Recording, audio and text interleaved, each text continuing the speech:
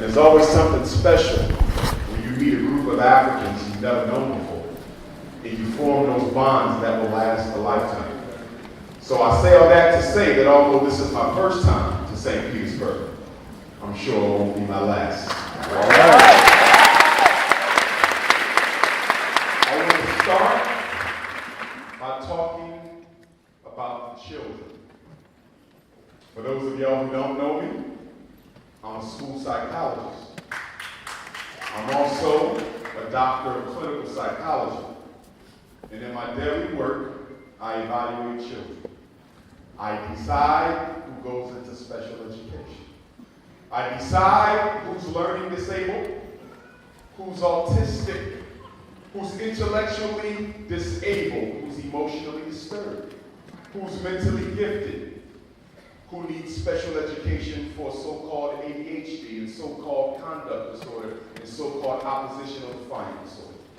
Well, in order for you to understand special education, you have to understand the Brown versus Board of Education Supreme Court decision of 1954. In 1954, the United States Supreme Court said, you can no longer use race as a factor in educational decision making. That was in 54. 10 years later, 64. And most school districts in America were still largely segregated by race. Despite the promises and demands of the Civil Rights Bill, black children in America were still largely segregated and kept away from white students. 10 more years come, 1974. 20 years after the landmark decision, and black children were still kept from the right to learn in an integrated school. So the busing movement was begun. And so in certain cities across America, they would bus black kids into white schools, and in places like Boston, Massachusetts, white people stood up and fought against the forced busing of black children to white schools. They turned over buses, they bombed them, they beat up black children. So America said, this don't look good. They didn't care about black children, but they didn't like the image of the so-called leader of the free world looking like a hypocrite. So they said, we gotta find a way to get these schools to take these black children, because it's affecting our international campaign in other countries. I mean, how do we play the good guy in other places in the world where we're playing the bad guy at home? So one of the psychologists in Chicago stood up. He said, I think I have an idea. What if we told these white school districts in St. Petersburg, Florida, and in Tampa, and in Orlando, we're going to let you resegregate the black kids away from the white kids. Only this time, don't say you're doing it because they are black. Say you are doing it because he's retarded. Say because you're doing it because he has ADHD. Say you're going to take the black girl and put her in a segregated class, not because she's black, but say she has a reading disability. And so in 1975, when special education was created, it gave school districts the right to resegregate the black child away from the European child with the excuse of the inability to learn. And what I need you parents to understand is that you participate in the school to prison pipeline operation. You participate in it because I cannot evaluate your child without your permission. You participate in it because your signature is necessary in order for Dr. Umar Johnson to conduct any testing. So don't tell me that the St. Petersburg schools put your child in special ed. Stop telling me what they did and start telling me what you did. Because they cannot, you cannot test them, you cannot place them, you cannot special educate them unless the parent signs their name. You get the whole show started. There's 2 million black people in jail. There's 2 million black children in special education. And you know what's so sad? Is that half the kids in St. Petersburg and half the black boys and girls in Tampa in special ed don't even need to be in there. In fact, special ed is a trash can where you throw the black boys you don't want to be bothered with into until they're old enough to go to jail, drop out, or get killed. Special education is a human trash can. Oh yes. But still further, most of the diagnoses we give, that reading disability, which is the #1 most diagnosed disability in special ed, the reading disability, are you aware St. Petersburg can't even be proven to exist? The reading disability is a professional opinion. That's it. The math disability is a professional opinion. That's it. ADHD is nothing more than the white psychologist's opinion about your black child. There's no blood test for a learning disability. There's no CAT scan for ADHD. There's no MRI for an emotional disturbance. There's no urine sample for mental retardation. There is no x-ray that you can give to prove 100% that your child has this disability. It is nothing more than the intellectual conclusion that the white folks came up with in St. Petersburg schools about your child. And then you bought into it. And you took that label home and you told Raheem that he has a reading disability. So yesterday, Raheem was trying his best to improve. He was working. But the next day, Mommy came home and said, "You're reading disabled." So guess what happened to Raheem's motivation? Yesterday, little Tiffany was trying to improve math. The next day, her father came home and said, "You have a math disability." And guess what happened? The worst side effect of special education is that you take the opinions of white folk, give them to black children, and it now becomes a self-fulfilling prophecy in your life on disorders that you can't even prove. In fact, most of our children don't have a specific learning disability. They have what I refer to as a sloppy and lazy as hell Negro child disease. Oh yes. It's not that Randy can't learn how to read. Randy could care less about learning how to read. Randy is going to the NFL. Randy is going to be a rapper. Randy is going to the NBA. It's not that he can't learn how to decode words. It's not that he can't become fluent in reading. It's not that he can't comprehend information. He got better things to do. And the same thing with your daughter. It is nothing more trifling than a black parent who puts a black child in special ed when you know the problem is laziness.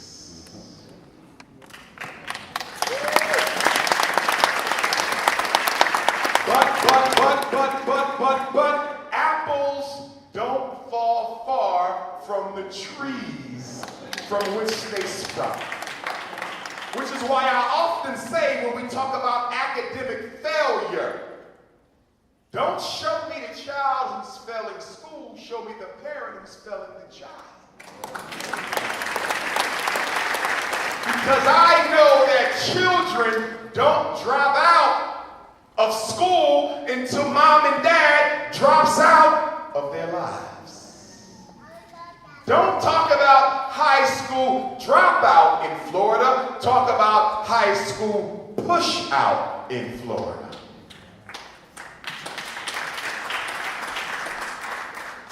The learning disability. The failure on part of a child with normal intelligence to learn a scholastic skill. The failure on part of a child with normal intelligence to learn a scholastic skill. The failure on part of a child with normal intelligence to learn a scholastic skill. Let me ask you a question, Florida.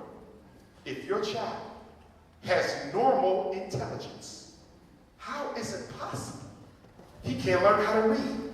If your child has normal intelligence, how is it possible your daughter cannot learn how to count? Is it the child with the learning disability or the teacher with the instructional disability? Is it the child with the learning disability or the principal with the pedagogical disability? Is it the child with the learning disability or the whole damn school district with an educational disability? And let me be clear about this black boy problem. Black boys need their own school. Black boys need a special curriculum. Black boys got to be able to stand up while they learn. Black boys got to be able to do this and do that. The problem is not the black boy. He don't need no radically special program. The problem is how black boys are treated. That's what makes the experience different.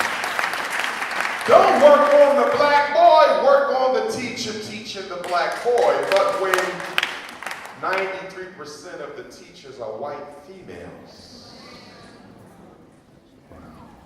in a racially privileged society, you can never hold the white females responsible for the miseducation of the black child, because America is based on the principle of black domination in the service of white success. Everybody knows how to fix this problem. It's not hard to fix the schools. It's easy. But public education was never designed to properly educate black children. Why? If you properly educate a black boy, you put white power at risk. If you properly educate a black boy, you upset the American social order. If you properly educate a black boy, you put him in a position to rival the white boy for political economic domination of American society. Education, effectively done, is a revolutionary undertaking. That's why the schools must fail. They will always fail. They will continue to fail. Because as long as America operates on white over black,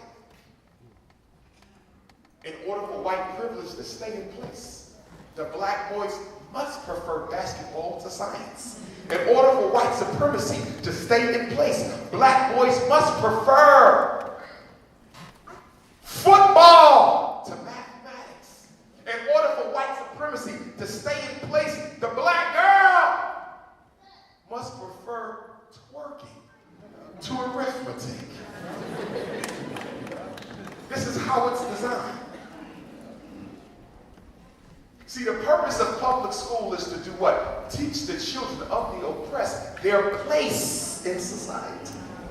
The purpose of education is to teach the children of the oppressed their place in society. And the reason why black boys are taught by white women, because it's her job to break his spirit, to snatch his masculinity, to effeminize his masculine disposition. Public school is no accident. This is intentional. And I need you parents to understand that you have certain rights that you should never vacate. You have the right to say no, first of all. Can we evaluate Raheem? He has a reading problem. He's in the 6th grade, but he's only reading on the 3rd grade level. We think he may have a reading disability. You have a right to say no. Can we evaluate your son? Hell no. Why? Let me tell you why you cannot evaluate my son. Yes, I'm aware he struggled.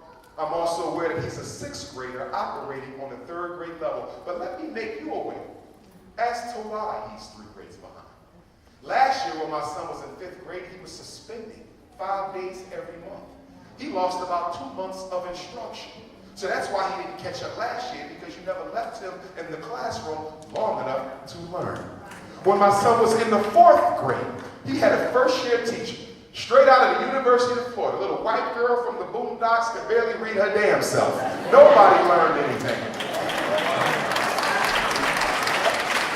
The year before that, my son was in the 3rd grade. He had a pretty good teacher, but she got pregnant, went out on maternity leave in January, and my son was faced with 15 substitutes from January to June.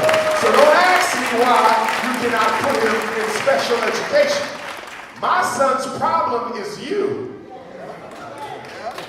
And you parents have to be very firm in protecting your children, because the first thing a school does, and you're talking to a school principal, the first thing a school does is do an evaluation of black parents to determine which ones you can get over on and which ones you cannot. And if you are an easy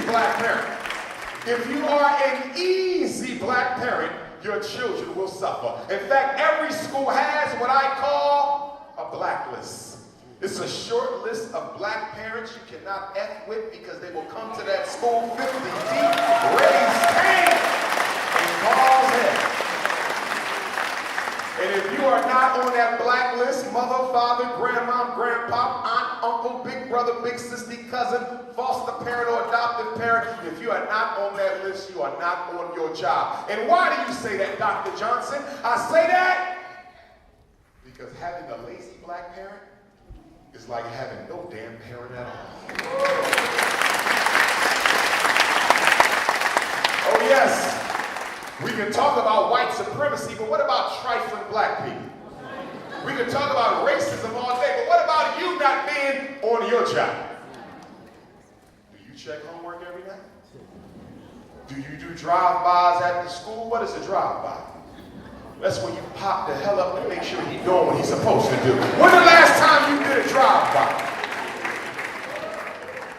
If I went in your house right now, Tampa, if I went in your house right now, St. Petersburg, if I drove on over to Orlando and walked in your home, would I see a bookshelf?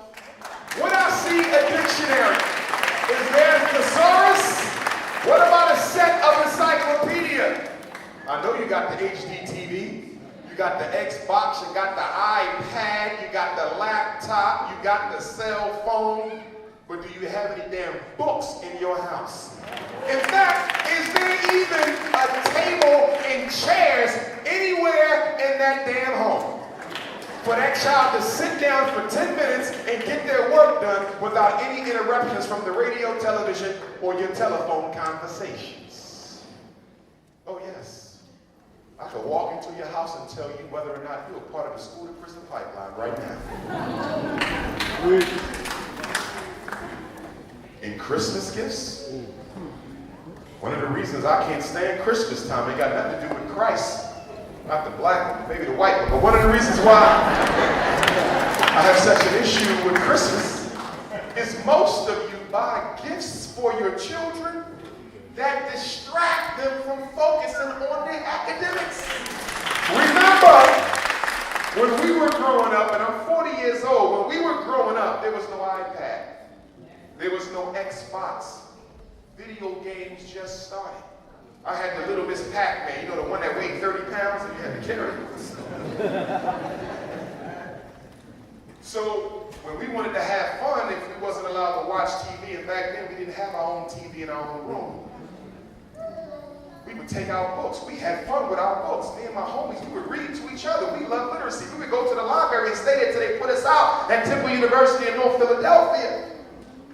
We had no choice but to learn if we wanted to entertain ourselves. Literature was the way. But look at us today. Literature is not the way. How many hours does your son spend on video games? 5 hours a day? That could have been 5 hours on reading.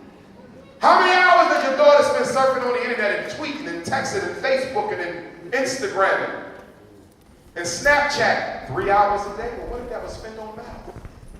Some of you are letting your children invest too much time in things that will see to it that they spend the rest of their life in poverty or prison. You have to step up your game. And what is the #1 responsibility of a black parent? The #1 responsibility of a black parent in Florida is to teach your child discipline. And what is discipline? It's the ability to do what your child don't feel like doing when it got to be done, whether they like it or not. And if your child don't have that, I can predict with a 95% certainty where he or she will be in 25 years. Do they have the ability to turn off the TV and get the work done? Do they have the ability to stop watching LeBron James and clean up that home? Can your child self-regulate behavior and delay gratification. Because guess what, parents? If you haven't taught your child that you have to learn how to do what you don't want to do in order to be in a position to do the things you like to do, then you're raising a failing-ass child. That's the reality of the situation. And my single mothers, I love you to death. And I apologize for the fact that due to the consequences of the war against black men, you have been left at home most of the time by yourself to raise all those children. And I commend you for the job that you've done, because if it had not been for you holding that family together, who the hell knows what situation we would be in now. So brothers, give a hand for all the single mothers and black women and single.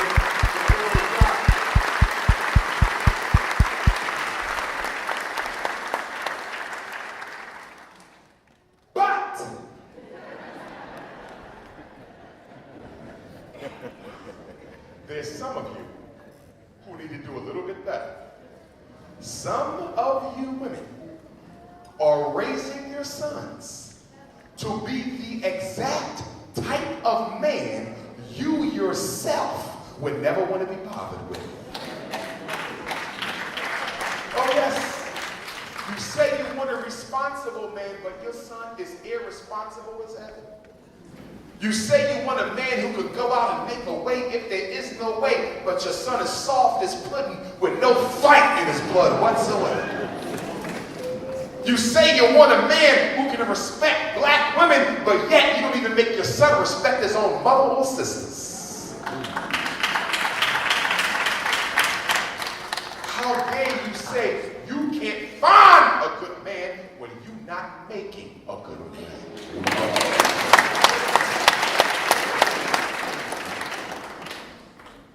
Fathers, you need to get your act together and realize that your daughters need quality time, not money and birthday gifts. And you need to understand that teenage pregnancy has nothing to do with her mother, and teenage pregnancy has nothing to do with sex.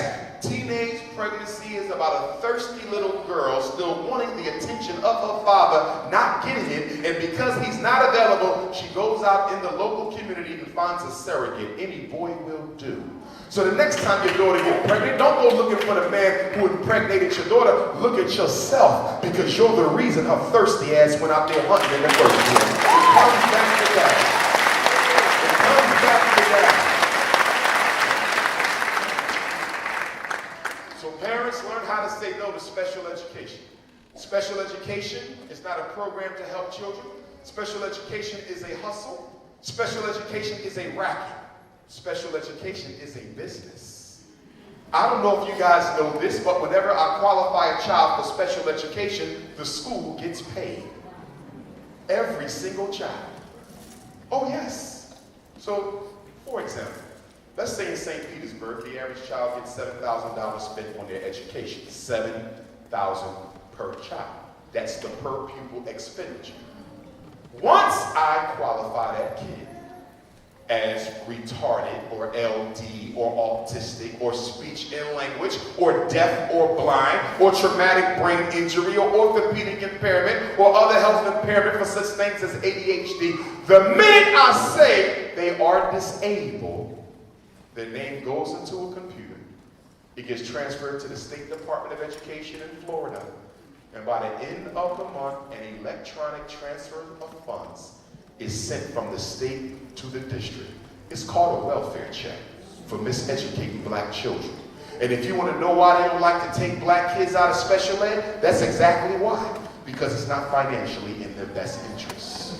So let me ask you this then. If a black special ed kid in St. Petersburg is worth an extra $7,000 for 1 year, if you put him in special ed in the second grade, he got 10 more years. 10 years times 7,000 is $70,000 for one kid. What about 100? What about 1,000? Exactly how much money is St. Petersburg Public School District making off of black kids in the name of special education? You parents need to also know that you can take your kid out of special ed whenever you feel like it. All you have to do is call an IEP meeting. IEP teams determine program, placement, and progress. So if you don't agree that this special ed classroom is not benefiting your child, you call an IEP meeting and you tell them, I want to change my daughter's placement. She no longer needs this class because she's not learning anything in here. All they do is fill out photocopies and watch Sesame Street in the 8th damn grade. I've had enough. Take her out. They give you a piece of paper, you sign, she goes back to the regular class. Now the school district does have the option of challenging your decision, and they can take you to due process with the state where they complain that this kid really does need special ed and we don't agree with the parent, at which time the state will decide whether they agree that the child should leave special ed or not. However, 95% of the time when you want to exit your child, they will exit the child. But some of you like special ed. You know why? Because it is a world of low expectations. Once your child goes into special ed, they are no longer expected to do as well as everyone else. And you also love special ed because of the social promotion privilege. When children go to special ed, they are automatically promoted to the grade that is commensurate with their age. So, let's say I test a 13-year-old. He failed 3 times. He's in the 6th grade. He should be in the 9th. The minute Dr. Johnson qualifies that kid with a reading disability, guess what? Tomorrow he will be sitting in a 9th grade class and still can't read. He'll be graduating in 4 years and still can't read because special education allows you to socially promote kids who haven't learned a damn thing. And what you parents also need to understand is that if you don't agree with the evaluation that the school district has conducted on your child, you have a right to an independent educational evaluation. I hope you are listening to me. Because some of you think that when the school tests your child and say that he's autistic or retarded or emotionally disturbed or reading disabled, that there's nothing you can do. That is incorrect. Federal law gives you the right to disagree with the conclusion of the evaluation, and you have a right to request an independent evaluation where you find your own Florida state-certified school psychologist to evaluate your child, and the school district must pay the bill. That is the law. That is the law. And guess what?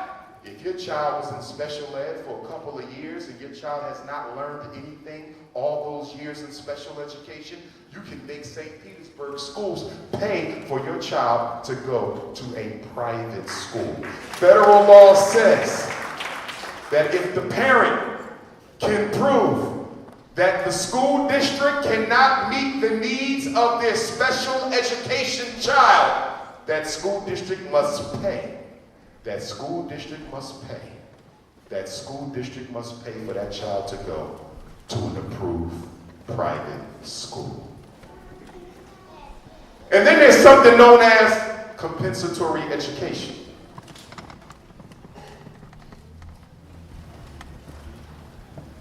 Compensatory education says, if your child was diagnosed as retarded in the 2nd grade, and you found out in the 8th grade that it was a misdiagnosis, the school district now owes you compensatory ed for the 6 years your child was in special ed. So they have to financially and mathematically add up 180 school days a year times 6 years that your kid sat in a special ed class and should have never been there. And that money goes into an account, and you now can pay for tutoring, special programs, and therapy to help reverse the effects of special ed that your child never needed in the first place. It also works in the other direction. They told you that your child did not qualify for speech and language. You found out 5 years later they truly did have a speech and language impairment. Well, guess what? They owe you comp ed for all the years your child should have been in special ed and was denied the service. 180 days times how many years that money goes into an account, and you can spend that money on services relevant to the child's disability. But you need to know that there's a statute of limitations on educational claims, and that's only 2 years. Before it was unlimited. But black parents have been waking up all across the country and fighting for their child's rights. And as a result of that, the feds created a 2-year statute of limitations. But there's something else you parents need to know. If your child is in special ed and it's time to graduate and they're not ready to graduate, give the diploma back and let the school know you're not done. Because under special ed law, a child with a disability can be educated to age 21 years old. 21 years old or high school graduation, whichever comes first. I had a situation in Lower Marion School District, Kobe Bryant's high school. Latino mother, Dr. Johnson, my son graduates next week. I just found out he can't read. What should I do? How old is he? 17. Give the diploma back. Well, what do you mean? I mean that special ed goes up to age 21. So if Lower Marion High School did not properly educate your child, let them know that you don't agree with him being graduated at this time, and you are opting to extend his services until age 21. Well, my son is not going to go back to high school after all his friends have graduated. He doesn't have to. Lower Marion High School is going to hire a tutor that's going to come out to your home or meet your son at the local library. And every day for 5 days a week until he is academically competent, they will tutor that boy until he's ready to graduate, until you're ready to have him graduate. It's never over. But what some of you parents want to do, because you like keeping up with the Joneses and you care more about how you look than how your child is doing, you'll let that kid graduate, know damn well he can't read or count, only to be introduced into a life of crime on the streets of St. Petersburg.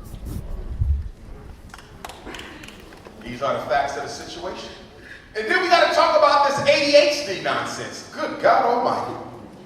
I'm willing to bet that at least 25% of you got kids on Ritalin, or Adderall, or Concerta, or Metadate, or Vyvanse, or Prozac, or Paxil, or Risperdal, or Depakote in the name of attention deficit hyperactivity disorder. Wow. $30 billion a year is what Wall Street makes off of Negro parents putting their kids on crack for babies. Let's look at this thing called ADHD. First of all, it started as ADD. In 1980, attention deficit disorder was added to the DSM-2 or 3. Was that a coincidence that they put ADD in the diagnostic manual in 1980? Hell no. That was on purpose, because what was going on in America in 1980? The CIA just dropped off crack cocaine in the ghettos. And they started mass incarcerating black men for selling the CIA's dope. And so the men were going to jail with the black boys still at home, no daddy and only a mother. And because fathers are usually the disciplinarians in the home, without the daddy being there, the boy got a little bit more free with himself. And instead of just blaming this on what it naturally was, the removal of the father from the home, they blamed it on your son's brain. And they came up with this condition called ADD. And then they came out with the drug for ADD, methylphenidate. And then 7 years later, in 1987, they added an H to ADHD, an H to ADD, making it attention deficit hyperactivity disorder. Why did they add the H? Why did ADD have to become ADHD? Because there's no drug that can make your child pay attention. So they were losing money on the stock market with ADD because there wasn't enough prescriptions being written. So 7 years later, the drug companies forced the Psychiatric Association to put an H to justify medication of all black boys. Oh yes. And have you looked at the criteria for ADHD?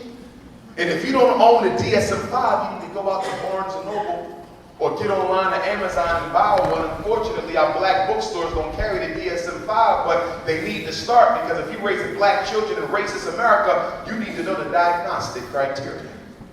So when white folks come to you talking about, I think my son got ADHD, you can pull your own damn book out, read it in front of them and say, He's okay. But look at this now. Failure to pay attention. Loses things necessary to get his work done. Acts like he's driven by a motor. Taps with his hands or feet. Is unable to play quietly. What child could that? Black or white, rich or poor, plays quietly. Blurts out answers, talks out of turn. And this is what ADHD is. This is actually the criteria. Do you know what I just described to you? A normal black boy. But guess what? Schools are operated largely by women. Mostly white women and some Negro females. They run the school system. Oh yes. And guess what? Being a normal black boy does not fit within the culture of a female-dominated institution. So when your son goes to school, he's expected to act like a girl, and if he can't, he's considered to be diseased. So when they fly Dr. Umar around the country and ask him to help them solve their Negro boy issue, my number one recommendation is what? Give every black boy in St. Petersburg a black male teacher. You will cut special ed, you will cut dropout, you will raise test scores. Give them a strong, let me qualify.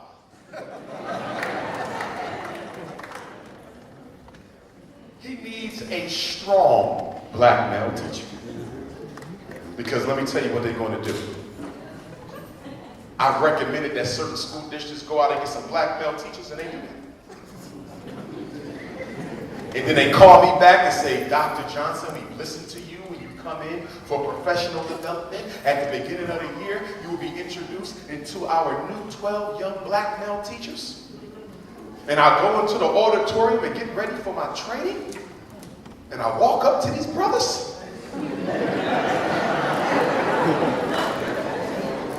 One of them got on skinny jeans, skinnier than skinny. One of them got eyelashes longer than Beyonce. Another one got on a halter top. The hell is this? So when I underline strong black male teacher. And why is that? Because black boys don't just need men, they need father figures. And if you put a man in front of that boy will break his back to meet the approval of the male, because a boy needs a man like a flower needs sunshine. Give him a black man.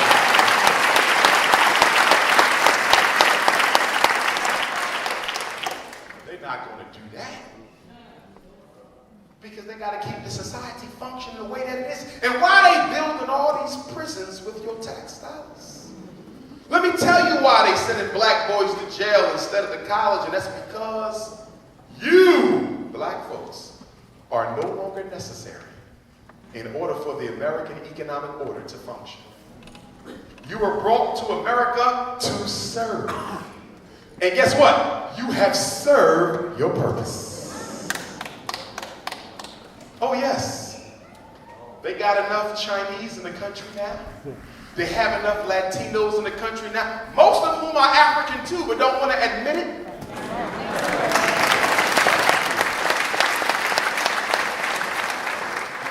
I had a Negro the other day, Latino Negro in Philly, told me he was not black, with a damn afro like Jimi Hendrix. But they don't need you no more. So what do you do with 40 million Africans who you cannot send back to Africa because you psychologically destroyed their connection to their mother continent? Do you realize you're the only non-white people in the country who cannot be deported? People say, well, why they let all the Chinese come over here? I thought America don't like China. That's a diplomatic strategy. But if the Chinese get out of hand, they got a home that they can go back to. If the Mexicans get out of hand, they got a home they can go back to. If the Russians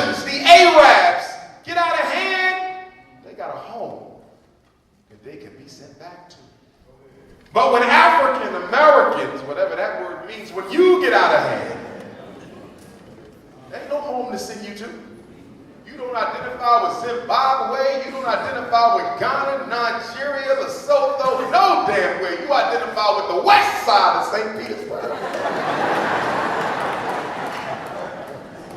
Where the hell are they gonna send you? You a west side rider. You can't send them no damn way. So if you want to get rid of black folks who are internationally homeless, you must create a program of extermination. Abortion is a part of that.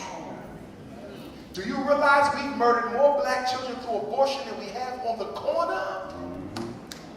Yes. Abortion is the #1 killer, not boys in the hood. And I'm not judging no sister here at all. I'm looking at abortion from the political stance, not the moral stance. AIDS is a part of that. Now, when they first found AIDS, and I want to put quotation marks around found, because whenever the white men say found, that means created. They told us that it was a disease for gay white males. If you're not gay and white, you need not worry. That's what the rallying cry was in 1982. So how does a disease for gay white males become the leading killer of middle-aged heterosexual black females? Because AIDS was designed for you by the United States Army Biological Weapons Lab in Fort Detrick, Maryland. It is still there today. That's where they made AIDS, Ebola, West Nile, bird flu, swine flu, and the new Shanika disease they call Zika. And some of you are crazy enough to be taking your child to the doctor to be getting immunizations for these diseases. You are out of your mind to be taking a black child to a white doctor to get some chemical protections. Come on. The hell you been smoking? You don't put that stuff in your child's arm. Well, if they don't get their shots, they don't go to school. Says who? There's only 3 states in this country that demand immunization except for religious exemption. That is West Virginia, Mississippi, and California. This is Florida, which means what? That in addition to the religious exemption, your state either has 1 or 2 of the other exemptions. That is a medical exemption or a personal family belief exemption. And you need to find out what other exemption you have the right to and you use it. There's 18 states that allow for personal family belief. All you have to do is get a notarized letter saying that me and the father or mother object to the immunization of our child on political grounds. We don't agree with this. You get it notarized, give it to the school secretary, and the child goes to class. It's that simple. But the problem with y'all is y'all want to go ask white people, may I? If you want to do the may I thing, you damn right they're going to say, yes, you must.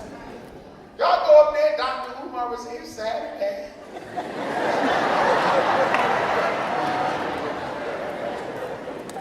He said, Shaquita don't need no shots, is that true? No, you got to go up there like you know your rights. My child will not be immunized. They are not required. The state of Florida allows for personal family belief exemption, and here it is. If you refuse to enroll my child, please put that in writing, and I will take it down to the superintendent. And I want y'all to remember that. Whenever somebody in the school system tells you something that sounds like it's a lie, tell them to put it on paper.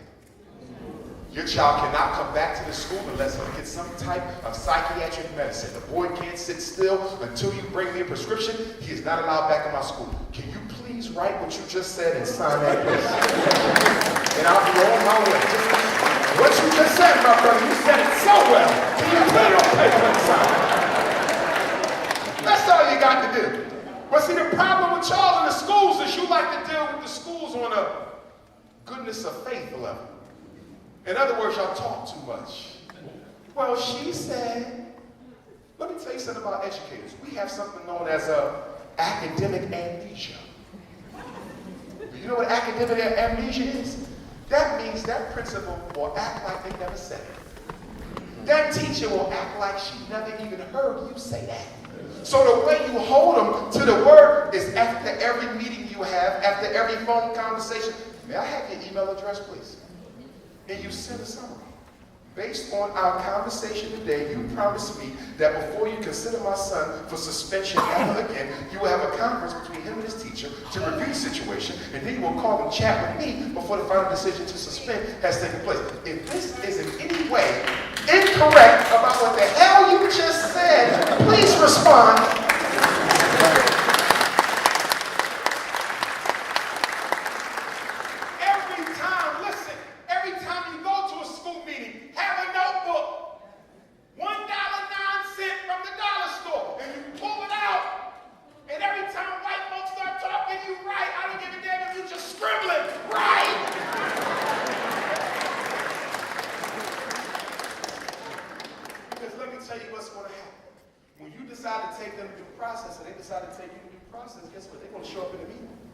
With 10 boxes of paper.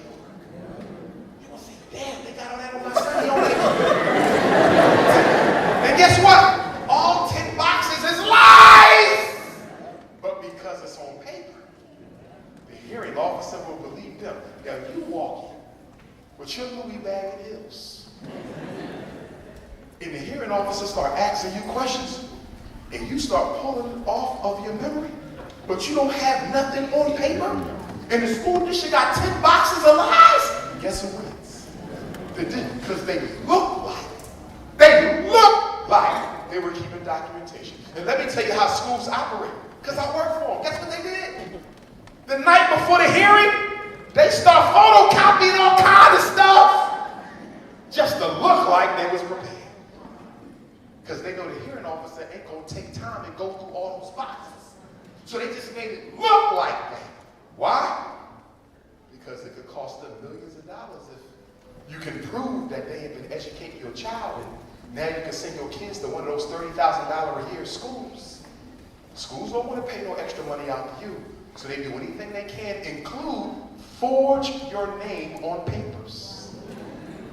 I've seen lawyers tell special ed consultants to forge parent name. If it's going to save us a couple million, you forge it. Shit, do graffiti, but you forge it. And you look at the paper and you say to yourself, I don't remember signing that, but that's my damn name. Guess what? You didn't sign it. But because you didn't listen to Dr. Umar and keep good notes and records, you can't prove that you didn't sign it. Well, they know black parents don't keep no damn records. Even when y'all call me up, Dr. Johnson, I need some help. Okay. What grade's your son in? My son is in 10th grade. When did he go to special ed? Kindergarten. Well, you trifling as hell. But anyway.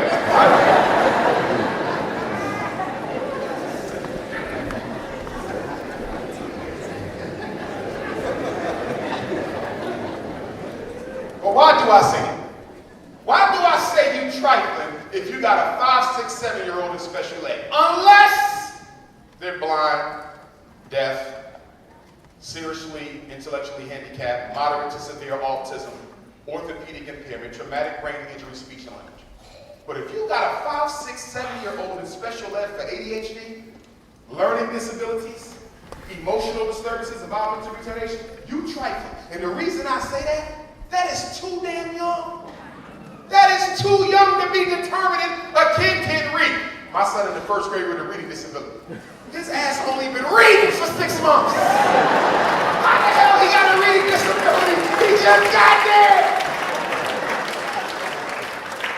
You that damn thirsty for an SSI check you couldn't wait? Damn, you thirsty. Yeah, it's the water, you thirsty hell. Thirsty ass parents trying to get the SSI check. Thirsty. I remember I was at this African Center charter school in Philly, right? right? It was 3 brothers in special ed. 3 brothers, they were not twins. All diagnosed as retarded. So I'm looking at this, I said, this don't look right. So it's time for them to get reevaluated, because in special ed, you got to get reevaluated every 3 years or every 2 years, depending on the state, right? Make sure y'all keep that in mind. So I'm testing this boy, and I'm noticing he getting questions wrong that I know he knows. I said, this is some shit.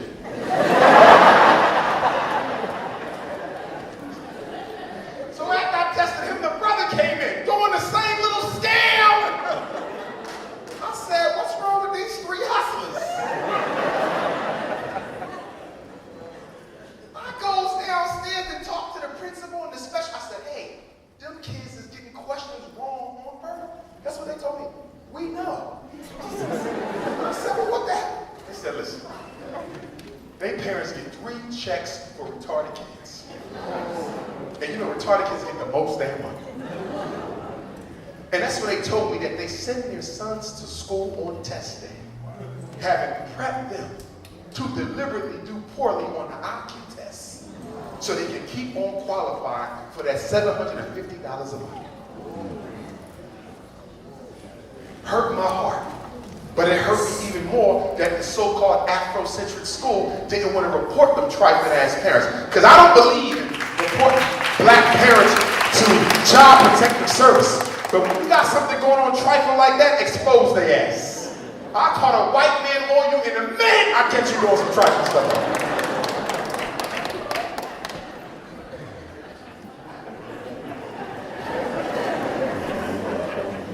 He's so damn crazy for money, it's crazy. Hey! See, black folks ain't used to having money. So we spend our whole life trying to find something. And then when we finally get economically comfortable, we realize we waste our whole damn life for money, and it wasn't even worth it no matter how much you make. Do you realize I did my doctoral work at the Philadelphia College of Osteopathic Medicine? And one of the things we had to do as graduate psychology students, we had to do therapy for the med students. So these white kids would come into my therapeutic lounge.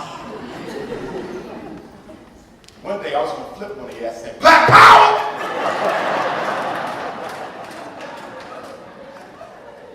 And they would come in there and I would have them therapeutize them. So they would come in and I said, yeah, cracker, come on.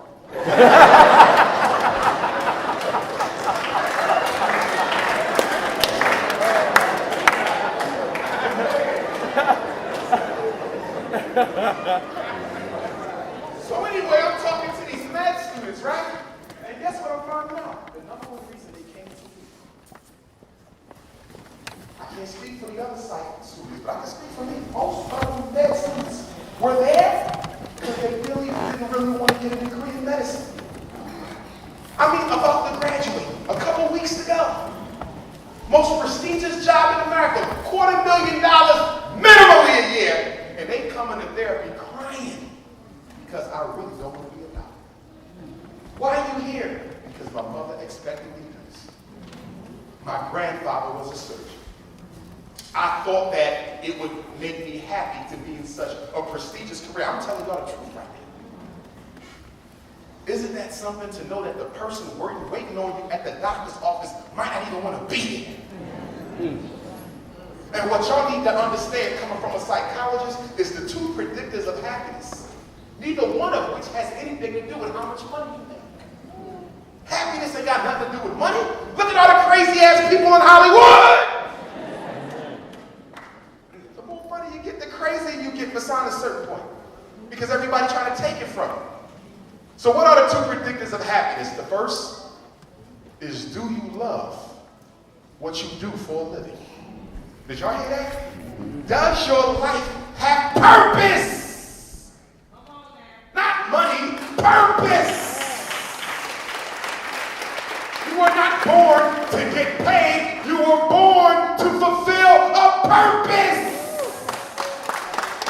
And to the extent your life has purpose, you will be happy. Some of us look at poor people every day who are just so full of life. Like, damn, they get $100 a month to live on, happy as hell. got purpose. And here you is, Mercedes-Benz, $250,000 house, Louis bag, boom, boom, and you just a nasty old heifer. Because your life ain't got no purpose. So the first predictor of happiness is, do you love what you do for a living? Purpose. And the other is, do you love who you spending your life with? Companionship.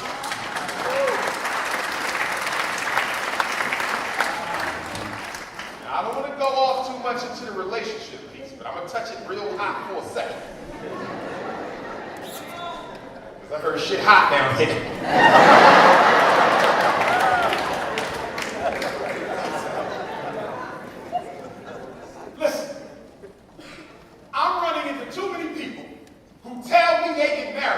Because they love the person. And I'm here to tell you right now that if your sole purpose for getting married is that you love the person, you made a decision based on emotion, and that's the worst way to make it.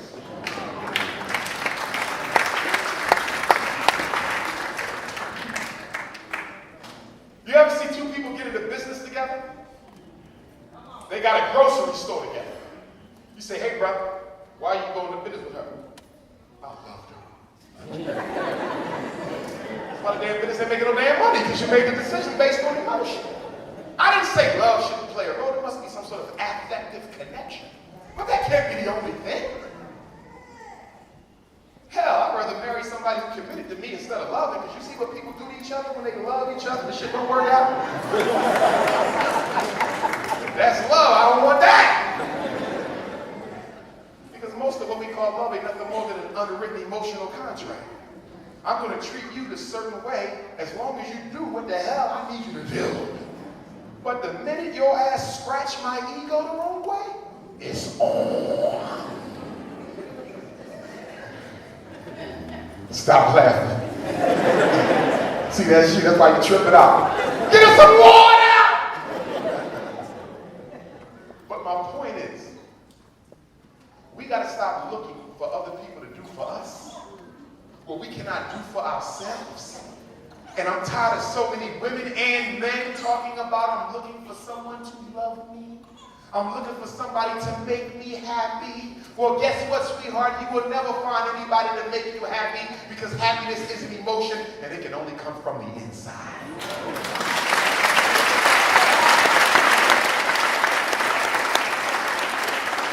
The problem is we got too many emotional vampires floating around St. Petersburg.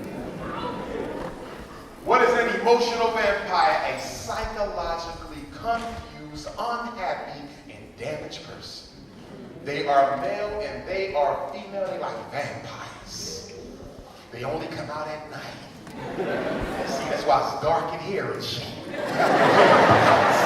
Where the lights at? Vampires. You start dating these people and they seem normal at first, don't they? And then after a while you start noticing defects in the way that they look like they was happy, and now you come home one day, he talking to himself in the mirror, kicking it like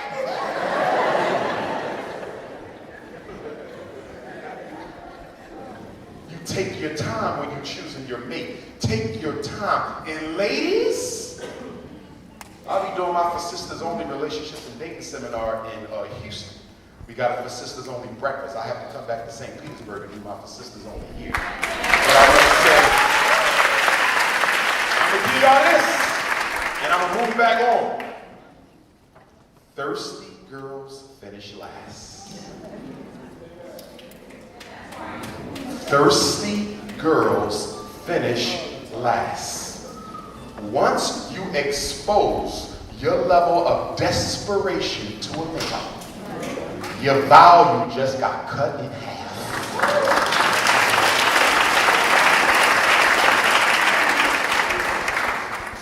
Any woman who cannot stand to be alone sometime without a man will have a difficult time finding the right one.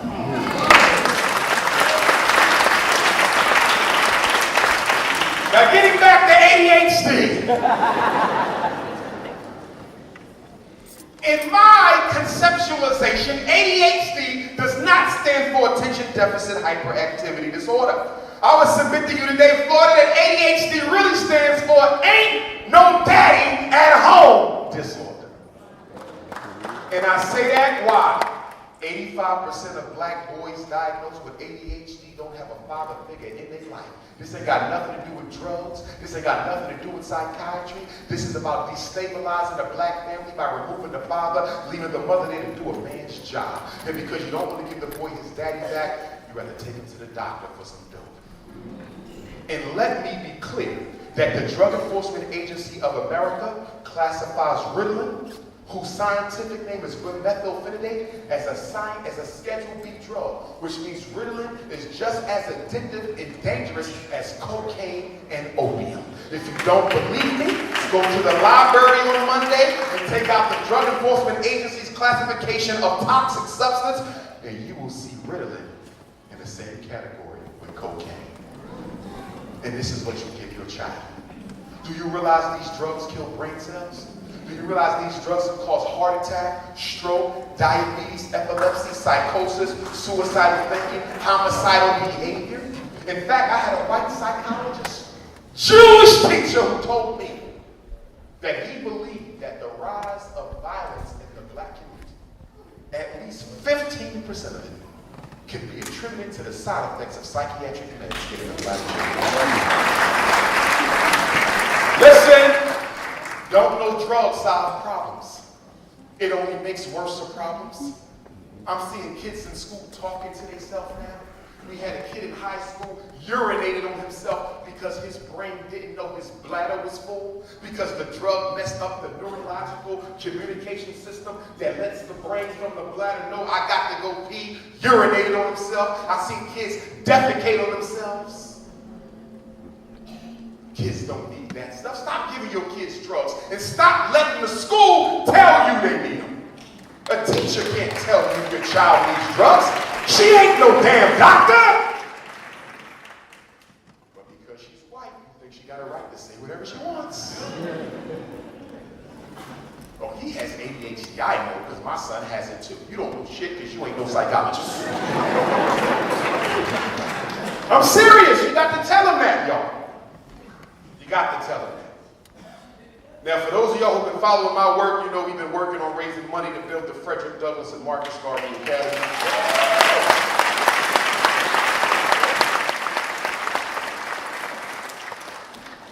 Had a Negro tweet me the other day. He said, listen, brother, I love you to death, but we got enough Afrocentric schools. You've raised $700,000 more than most other conscious community scholars. Why don't you just take that money and divide it up amongst the schools that are already out there? And I said, that's the most ridiculous thing that I've heard all day. You must be on Ritalin. Yes, we do have some excellent African-centered schools. The Marcus Garvey Academy in Los Angeles, I love what they do. I love the Ujamashule, Baba Zulu's institution in Washington, D.C., which happens to be our oldest continuously running independent African school in America. I speak at its anniversary every year. I love it. There's all types of African-centered schools doing a good job for our children, and I support them. But Dr. Umar Johnson isn't just trying to be another African-centered school. The Frederick Douglass and Marcus Garvey Academy will be a game changer. We need a game changer. You see, some of y'all don't really know what the hell going on. Some of these Afrocentric schools is really Eurocentric with a dashiki and a drum. Okay? Playing Kuta Kente. Okay? Just because you're drumming, don't mean you're teaching. I've been to a lot of Afrocentric charter schools where the kids got the dashiki on. They speak in Swahili, incense is burning, greasy shea butter, vegan dishes, cocoa butter, goat milk, Zulu speak. beard. And then I test the kid, his ass can't read. Somebody explain that to me. All this damn Afrocentricity and the damn boy can't even read. I know a hustle when I see one, and I know a calm game too. And just because you're using African culture to sell your school don't make it any better. And y'all parents got to get a little bit better at evaluating schools, because y'all see a school and it look Afrocentric, you assume they teaching. Or y'all can see one of these white charter schools and it looks so pretty. You say, oh my God, this is such a beautiful school. They must do a good job teaching our kids. And you realize the quality of the education ain't nothing. I got to wake up and smell coffee. Well, what is going to make the Frederick Douglass Marcus Garvey Academy so different? Well, first of all, our concept is based off revolutionary Pan-African nationalism. It will be a political school. And international economics.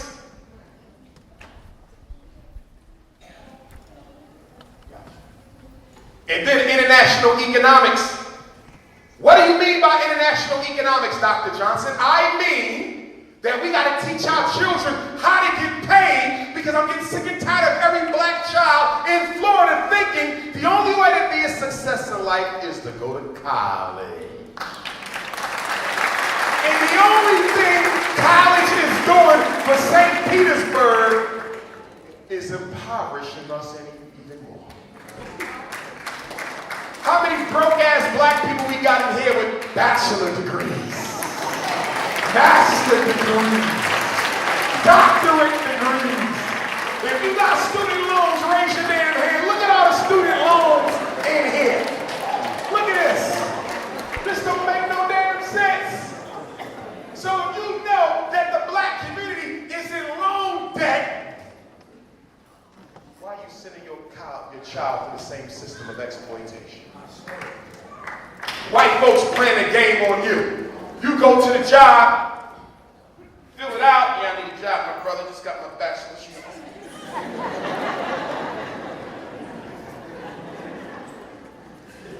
Stop. They say you underqualified, right? You say, damn, go get my master's. The master's go back. I know I got my master's. Damn.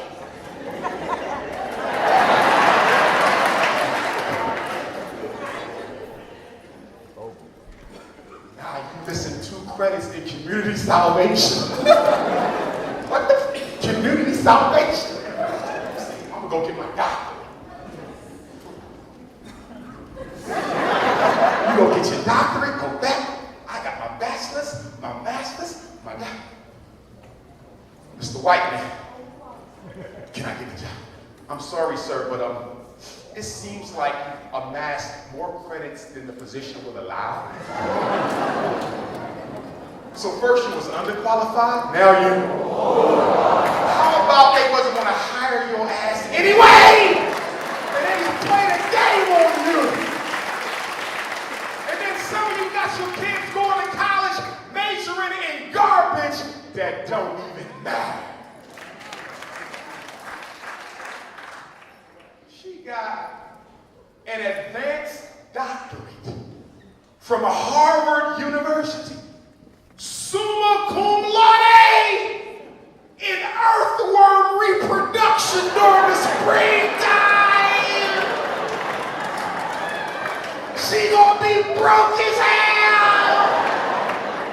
Stop letting your kids go off and major in subjects that have no economic relevance.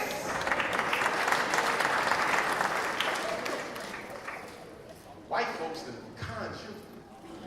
You send your kids to college, they send theirs to real estate school. You send your kids to college, they send theirs to stock investment school. You send your kids to college, they send their kids to apprentice multinational corporations so they can learn the laws of money. They done played us, y'all, and we got them. I didn't say no black child should go to college. You need college if you're going to be a doctor, a lawyer, psychologist, engineer. But if you got a kid who don't want to be something that requires it, what the hell are they there for? Let me tell you what they did. In the 1980s, when they dropped the crack off, guess what else they did? They went into the high schools of St. Petersburg and Tampa, and they start taking out the industrial building trade program. See, up until 1980, you could graduate and be a licensed carpenter on graduation day. You can graduate, be a licensed electrician on graduation day. You can graduate and be a licensed plumber, auto mechanic, brick mason on graduation day. They said, we can't have that. We got to come up with a way to disadvantage the black community economically. So they started taking all the trade programs out and telling you that college was the only option. I got to get ready to wrap it up, but before I do, can I talk to you about Willie Lynch for a minute? And just to let y'all know, brothers and sisters, just to let y'all know so I don't forget, because I got ADHD too. No, I do. But I was never diagnosed with nothing, and my parents never gave me no medicine, and I got 6 damn degrees, and if I can do it, why can't your son do it? You don't need no damn medicine. Somebody just texted me with this.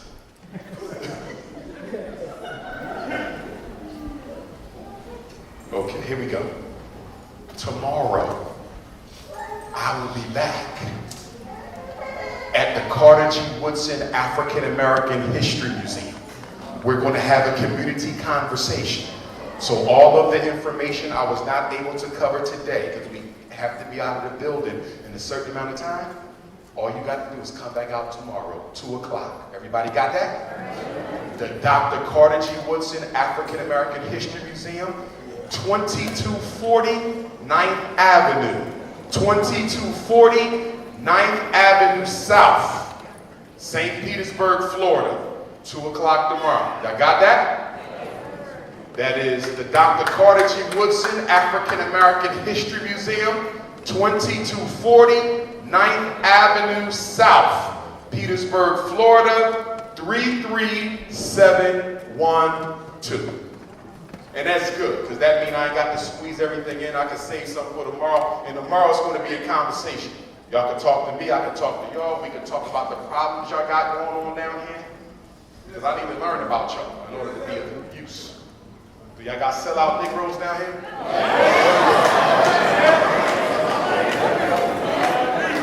All right. So let me do my Willie Lynch and wrap it up for the sake of time.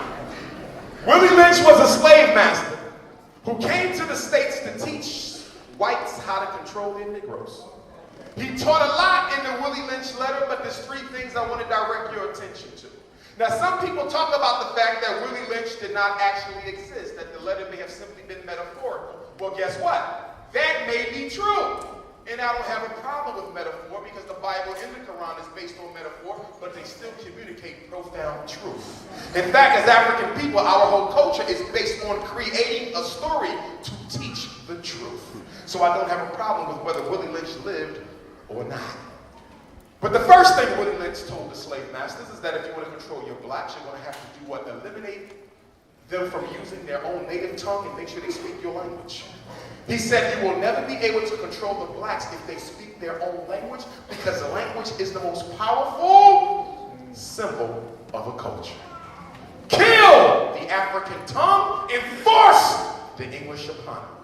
But the slave masters did not listen. They forbid you to learn their language. In fact, if they caught you trying to learn, you get your fingers cut off, your hands chopped off, whipped, beat, or even murdered. They didn't listen to Willie Lynch.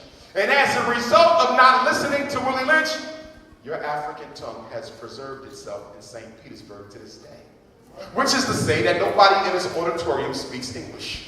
Every last one of you speaks a dialect of Niger-Congo language. The only thing you use from your oppressor is his vocabulary. Now some of you are like, well, wait a minute, Doc, this is a bit too far. Ebonics, I've never been to Africa. What the hell are you talking about? Well, let me break it down. Let me give you 3 differences between white language and African language so you will know that you are an African language speaker. The first difference between white language and West African language is that in white language, many of the words end with and emphasize a consonant. So white folks will say, we are getting ready to go have supper with Bob Thompson tonight. That's white folks. A lot of breath, a lot of consonants. African language, many of our words end in vowels. And because they end in vowels, it is easy for one word to connect to the other without you having to take a break, pause between them. So when black people talk, it seems like all of our words are meshing together because our languages are very rhythmic. So when we are talking, we don't say we're going to have a supper with Bob Thompson. Instead, you say, in St. Petersburg, I'm fixing to get Sunny. Damn, Bob! I'm gonna get 3 wings on it, put some respect on it, and 3 gizzards.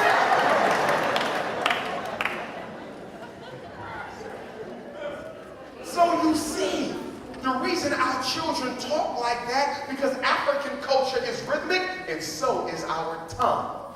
Now let me give you another difference between white folk language and black folk language. When white people talk, they emphasize the understanding of the communicated message. So when white people talk, when they're done, they'll say, did you understand what I just said? Did you hear me clearly? Did what I communicate to you make sense? Right? Black folks, we respect the communicated message. But our culture ain't about the communicated message. Our culture is about the intent behind the message. So when black people talk to black people, we don't say, did you understand what I said? We say, did you feel me? Because I don't give a damn about what I said. Because if you don't feel me, I might pop a cat in your ass the next time you say, did you feel me? See, we are about feel. Because we are spiritual people. So you might say, listen, I heard you say my shoes were nice, but I felt that your ass was being sarcastic.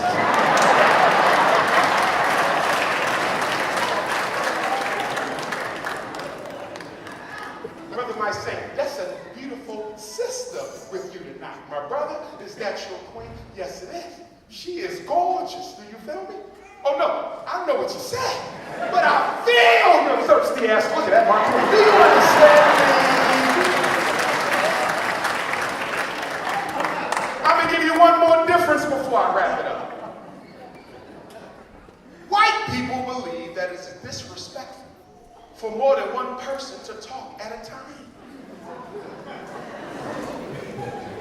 You do not interrupt Miss Slurbanowski until she's done talking.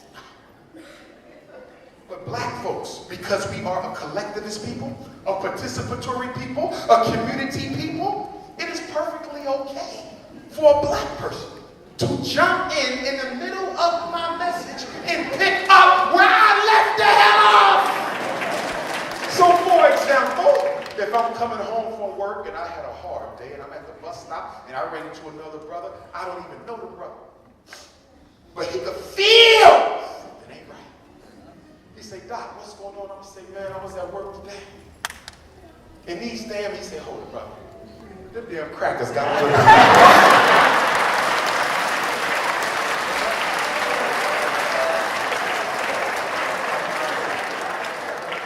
In conclusion, St. Petersburg, let me say this. When we're done with the program today, I will meet you guys outside because we will have to leave the building. And I will sign your books. In the lobby, you can get a copy of my book, Psychoacademic Holocaust, The Special Education and ADHD Wars Against Black Boys. I recommend you buy it, not because it's mine. I'm not selling my book. I'm selling the information that I know you need in order to protect your child. If you read my book cover to cover, it will teach you how to fight almost every issue you face in the school system. There's a whole chapter on how to change behavior without drugs. There's a whole chapter on frequently asked questions. And if that's not enough, I got a DVD back there on the whole special ed process. Watch it over and over till you understand every aspect of the process and how you can use it to your benefit.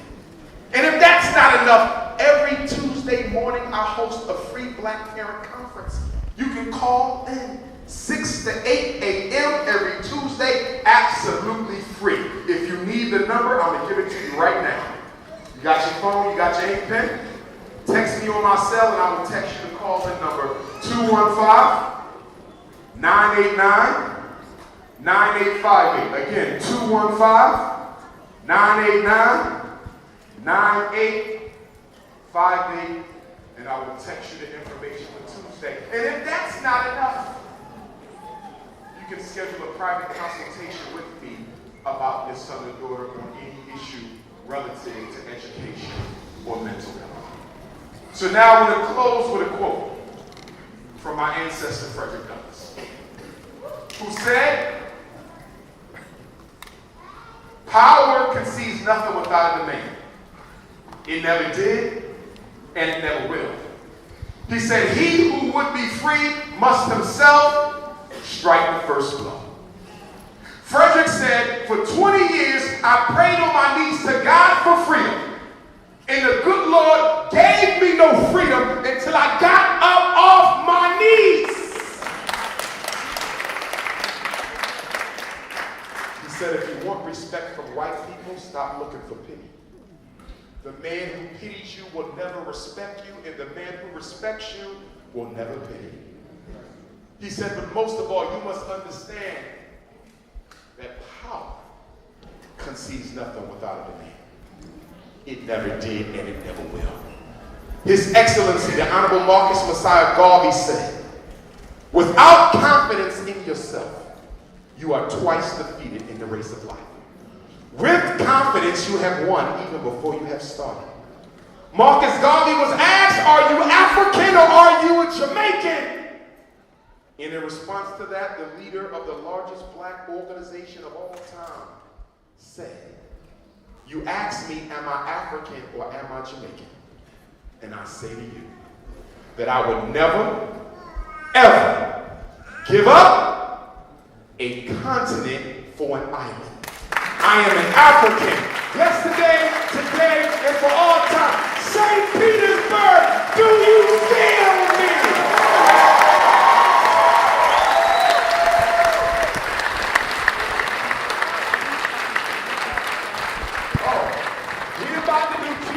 I didn't know that. Hold tight. We're going to do questions and answers, so grab a seat for the Q&A session. Go ahead, Queen Mom. Give it up for Dr. Umar Johnson. And you know, I just want to say this man has shown us so much love since he's been in this city. And also, he offered to do a meet and greet at Gallery 909 today. And that is 909 22nd Street South, St. Petersburg, 33712. He'll also be doing a book signing, and you can get more products immediately after this. So he's doing his best to service all of us. So everybody may not get to one aspect or the other, but you'll have an opportunity to have some personal time with Dr. Umar Johnson. Let's give it up for him one more time. And then Brother John to go ahead and organize or orchestrate the question and answer period. Brother John. All right. How's everybody feeling? Oh, can we turn the lights off? No, Yeah, right. Is this you, Lord? there we go. Damn. I can see somebody. All right, so Brother John Muhammad, and we're going to actually facilitate the Q&A section from here. We just kind of want to lay the ground rules out for Q&A. When we say Q, that's question, and then A is answer. You will ask a question, and Dr. Johnson will give you an answer. So a question means you're eliciting information from the speaker. No speeches! Thank you. Don't come up providing all this background information and things that we know that you did, we know that you know. We'd like to have you ask a question. So if you have a question and you want to ask it, now is your time to do so. Come on over, because we're trying to run everybody's going to be rough. So come on up, we'll form a line right here. And not sure how many we'll take, how much time we'll have, but get in line. Start with the 10, and then we'll see how many where we at after 10. So with the 10. So once we get 10 in the line, if you got a question, come line up. We'll stop at 10. We got 4. Now, I want to ask you, can I trust you with this microphone or not? Good afternoon. What's the current status of the school that we're starting? And I say we because I do see it as a collaborative thing. What's the current status of the school? The current status of the school is we are still raising money for it. So please make your donations online at gofundme.com/Dr. Umar, or you can mail them in, payable to FDMG Academy, P.O. Box 6872, Philadelphia, PA 19132. At this point, I am no longer aggressively pursuing the St. Paul's College in Virginia. I have been tipped off to the allegation that the federal government has communicated to St. Paul College that they don't want me to have the school. I don't know if that is a fact, but it has been communicated to me by certain persons down in Virginia. Be that as it may, the $2 million asking price, I believe, is no longer a fair price because the school has been unoccupied for 3 years and is in need of at least $1 million of overhaul. So I'm saying that to say that I'm now beginning to consider 1 or 2 options. Option 1, crawl before we walk. Purchase a regular 300 to 500 student school building, use it as the first school, and from there we will branch out and create others. Because ultimately we need to have a school district, not a single school, right? So that is to say, as I told the Queen Mother earlier during the radio interview this morning, that I am open to putting the first school anywhere because we will ultimately have schools everywhere. So that is to say that if there are schools available in St. Petersburg or Tampa for sale, you can email or text me information for whoever the realtor is, and I will contact them, and I will gladly fly back down here to do a walkthrough to see whether or not I feel that school would be a good starting place for the first one. And that is nationally, by the way. I'm looking anywhere. I am not tied to Philadelphia, and I'm not tied to the East Coast. The first school will be where I think it is best suited. Okay? The other option is to put the school in Africa, which is also a consideration because I am a Pan-Africanist, and I do have relationships with people in the educational systems in the mother continent. The problem with putting it in Africa is not Africa, but you all. Many of you do not have a Pan-Africanist consciousness, and you would rather your son be here where the police can chew him up as opposed to be in Africa and get an education where he ain't got to worry about police brutality. In fact, if the school was in Africa, I would be able to charge you half the tuition you would have to pay in America. So logically and financially, putting the first school in Africa makes the most sense. And of course, we could charter a plane to fly all the children from America to Africa. It's only a 6-hour flight. We could do that for Christmas and Thanksgiving and summertime and New Year's. But because I know most of you are anything but African in your consciousness, I have to consider putting the first school in America. Next question. Hi, how are you doing? How are you doing? So I want to know, with your school, how are you going to include nutrition? Is there going to be like a vegan diet, a balanced diet? Because I know nutrition plays a big part in education. Good question, Queen. Before we get to the dietary nutrition, we first got to deal with the psychological nutrition because I know a lot of very excellent nutritional, diet-conscious, sellout Negroes who will shake money your ass to death but do nothing for the revolutionary struggle. So I'm saying that to say that first we want to get the mind right, but yes, without question, one of the curriculums at FDMG will be the dietary and nutritional curriculum. So in addition to the agricultural science, there will be a nutritional science, and the school will be 80% vegan. 80%, not 100. Why? Why not 100? Because first of all, not everybody is Scurv, so that's exclusively vegan diet. And every once in a while, my ass wants some meat. I'm just going to keep it real. I will not eat grass for the rest of my life, and I do not want to lose 75 pounds because my head is too damn big for a body that skinny. So there will be some meat on my plate. Ashe. Question number 3. Blessings. Blessings. Nice having you. My question is towards the system that's going on now. You've been traveling all over a lot. I was wondering if you're seeing more consciousness coming forth right now with the advent of the internet and Yes. all that stuff. There's much more consciousness. But one of the side effects of that consciousness is that we have more intellectual masturbation than ever before. Which means that we got people who just want to sit around and debate the information. Are y'all following me? And so we just want to sit around and be arrogant with our information. We don't want to do nothing except look smarter than the next African. So we have a lot of intellectual, ideological tribalism in the black conscious community. You understand? Where the Moors want to debate the Hebrews, and the Garveyites want to debate the socialists, and you got the Nuwapians want to debate the people who live under the earth, and you got this and that, and this and that, and we don't need that. My whole thing is I would work with anyone. I work with your Nation of Islam, I work with your God on earth, I work with your Hebrew, I work with your Moor, I work with your Nuwapian. I ain't got an issue of working with no one because regardless of what we call ourselves or what we believe, we are all members of the same family. And we have to learn how to get together and work together because we are all that we got. The other issue is although the consciousness is raising, the amount of collective working responsibility is not. We still don't have grocery stores in our neighborhoods. We still don't have our own gas stations. We still don't have our own hospitals. We still don't have our own manufacturing plants. We still don't have our own distribution networks. So what good is the information if it's not motivating you to do better? Slavery is not ignorance. Slavery is dependency on your oppressor. So I don't care how many books you read, how many trips to Africa you take, no matter how many African names you got, packs of frankincense, incense, veggie wraps, and pineapple shea butter. Your ass is still a slave until you get up off your behind, help us work, and change the situation. Next question. Okay, Dwayne Bennett Sr., Sam Dennis, we're part of the group holding black churches accountable. We wanted to ask you, first of all, we have a shirt for you. We wanted to ask you, would you be interested in being a part of a movement that we call I Pay My Tithes to Black Banks instead of black churches?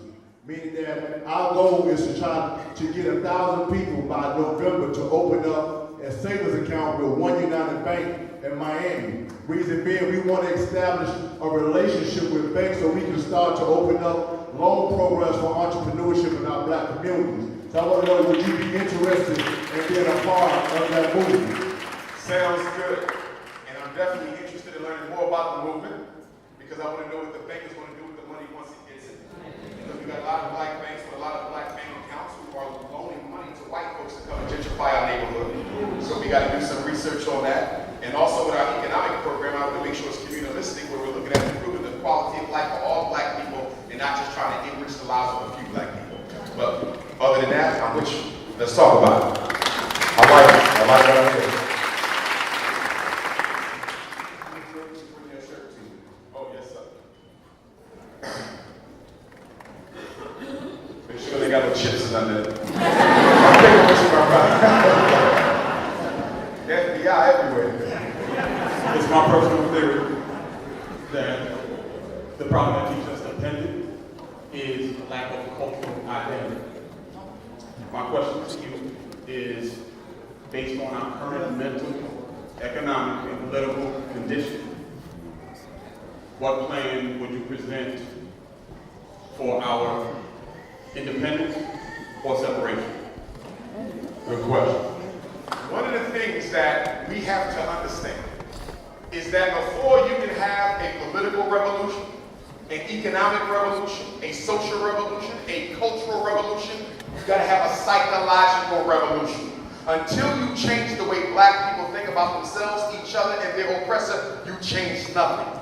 There has been a mistake made in the black consciousness movement where we believe that just by consuming more information about ourselves, you weaken the slave impulse. You do not. Slavery is not about information. Slavery is a conditioning process, which is why the only way to really effectively break the conditioning process is to raise our children as we were not. In other words, you got to kill Willie Lynch before Willie Lynch even gets a chance to grow. And that's why with the FDMG Academy, we seek to give our children a world where they've never even seen a white Jesus, so can I love him? Never even heard of a black man dating anything other than an African woman. You have to give them a holistic environment so the natural native African can be born, because most of us were brainwashed, miseducated, and taught self-hate. And then when you come into consciousness, you got to undo that process, which is very difficult to do because it is almost impossible for a human being to observe their behavior so well to stamp out every trace of self-hatred. Once you become a Negro, it's like being an alcoholic. When we work with people with alcoholism, we don't teach them that you'll ever totally rid yourself of alcoholism or the impulse to drink. We teach them to do what? Control it.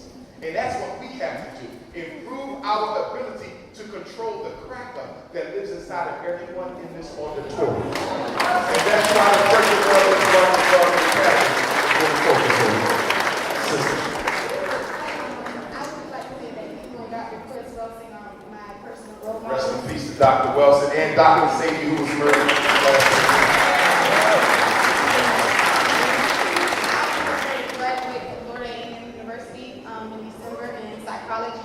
And I just wanted to ask you personally, what would you recommend for me as a young black woman? What can I do? Because like you said, you have to have purpose. My purpose is to help uplift and empower black young children so that they do not have this sense of miseducation, this sense of inability to know who they are. What would you recommend that I and others like me, what should we do?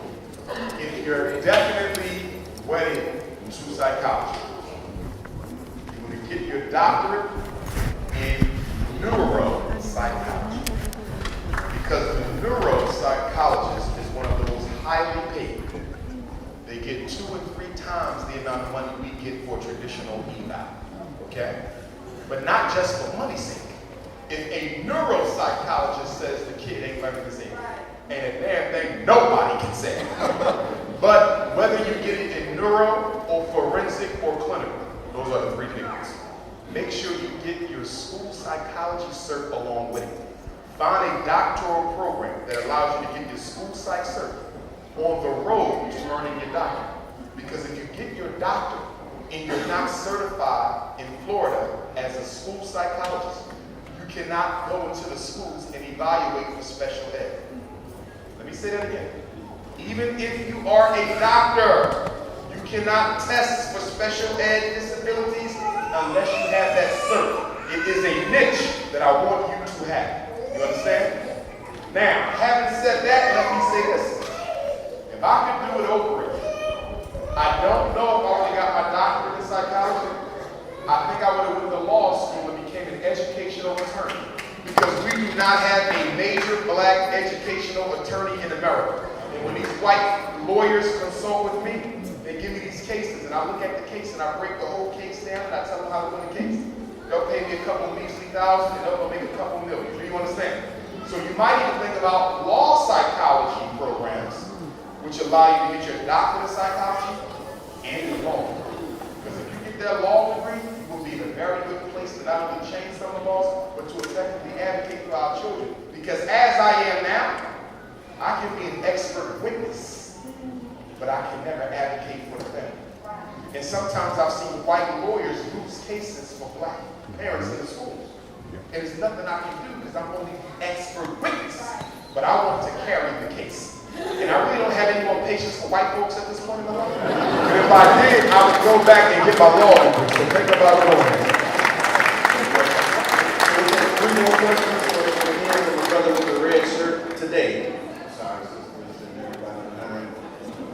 You'll be the last question. And so just remember, tomorrow we'll have a conversation and we'll have a lot more time to be able to do some Q&A. It'll be an open forum, so join us tomorrow at the Carter G. Woodson. My new CD coming out. I've had it for a long time.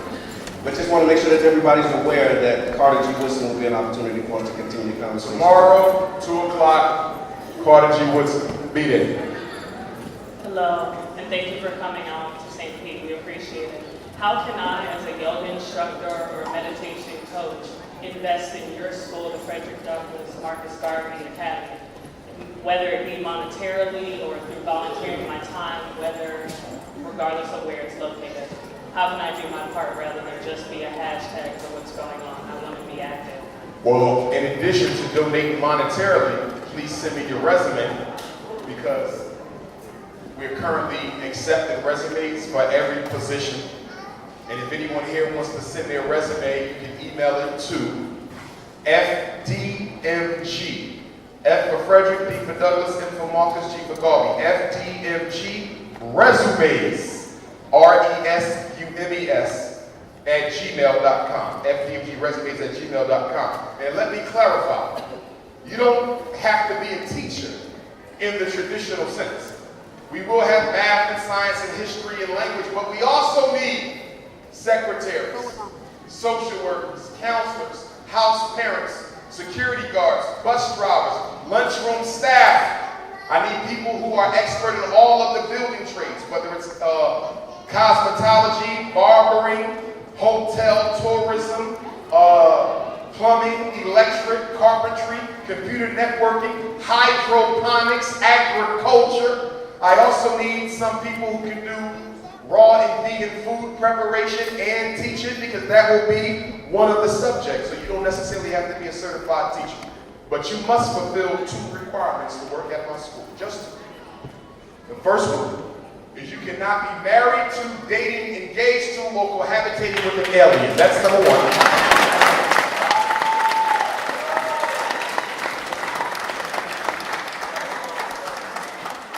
And number 2, you cannot be sexually confused in any way, shape, or form. Outside of that, you can send me your resume to fdmgresumes@gmail.com. And for my ladies, when the school opens, God willing, in the next year or 2, you must be happy to be nappy to work at my institute. So there will be no curl, hair color, straightening comb, S-curl, or cherry curls at the Frederick Douglass Marcus Garvey Academy. Now let me clarify, ladies, hold on. The school will open for another year. And I know you need time to let your new growth grow. Because that $5 perm from the Koreans burns your scalp out on the right side. So you got time to grow your hair before you start working at the school. But the school will be all natural, including the girls. All the little sisters who come, gotta be natural. You cannot send them to my school process. And if you forget to get that process out of their hair, I'm a barber. I'm a shave them bald and let them start over fresh. Okay? And some of you will say, what does my daughter hair got to do with her education and everything? Because the first thing you got to teach the black girls how not to hate herself. How not to feel that she got to look like a white woman in order to be attractive as a black woman.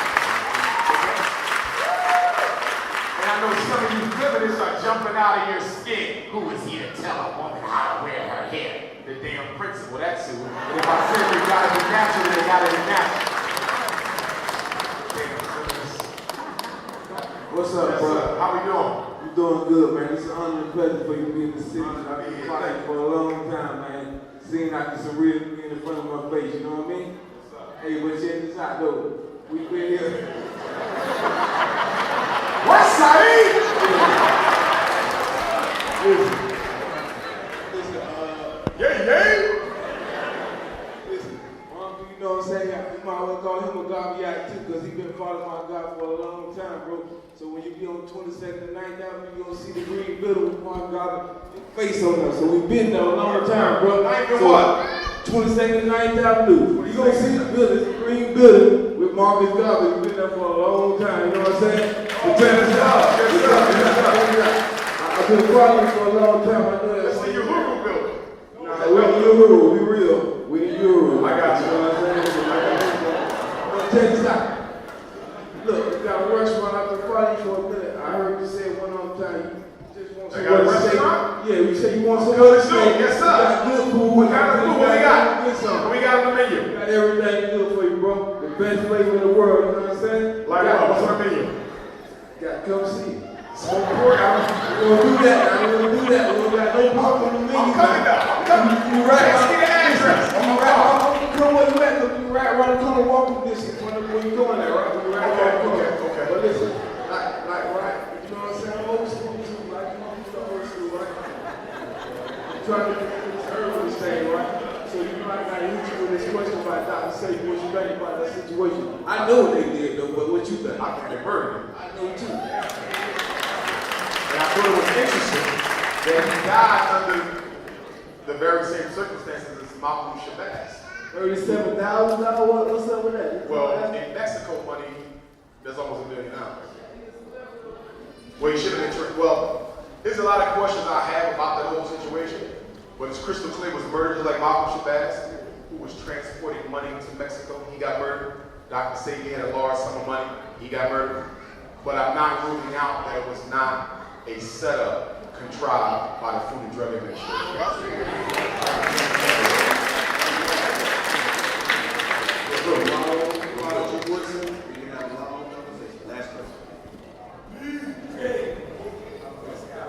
Professor LeGan Burge at Howard University recently launched an initiative to get more black coders into computer programmers, specifically from the University of Howard into the technology industry. What I want to know is how, with the evolution of technology being so prominent now, how would that be integrated in FBMG and what is known as the digital era? Well, first let me say I'm very old school when it comes to that. My children will not be addicted to technology. I believe the whole way is the best way. They will have access to it, they will master it, they will learn how to use it, but they will not become a slave to it. I think we have become a slave to technology. That's right. And as Dr. Martin Luther King Jr. predicted before the internet was created, he felt that the increase in technology will lead to a decrease in communication between African people. And it has. Now that we have Facebook, Twitter, and Instagram, we don't get out and meet each other no more. We don't sit down and conversate with each other no more. YouTube has destroyed the Black Study Group movement. 10 years ago, every city had a Black Study Group. Once a week, we would come, read together, watch a movie, talk and dialogue and build that unity. Nobody goes to study groups no more because they can just sit back and watch it all on YouTube. I really believe we need to reevaluate our dependency on these white-controlled social media networks. Because God forbid, if martial law was declared tomorrow, and it will sometime soon, you will not have access to Twitter or Instagram or your cell phone. So we need to step back, okay, and take a disaster preparedness approach as it relates to what we will do when the Department of Communications pushes that button, cuts off all electronic communication. How will we galvanize and organize ourselves?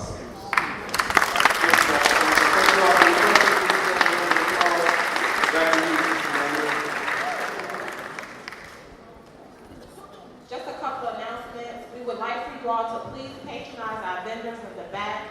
In addition, there's a company back there, Freedom Resort, that is offering a four-day, five-night vacation stay by signing up today to watch a free webinar. You'll be given a four-day, five-night vacation stay. In addition, Dr. Umar Johnson will be signing his books downstairs, meeting with you, followed by meeting at Gallery 909.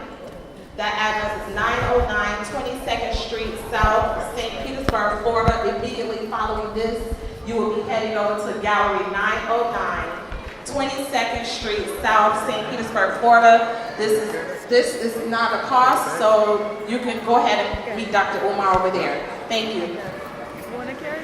Right, well, let's walk in and out.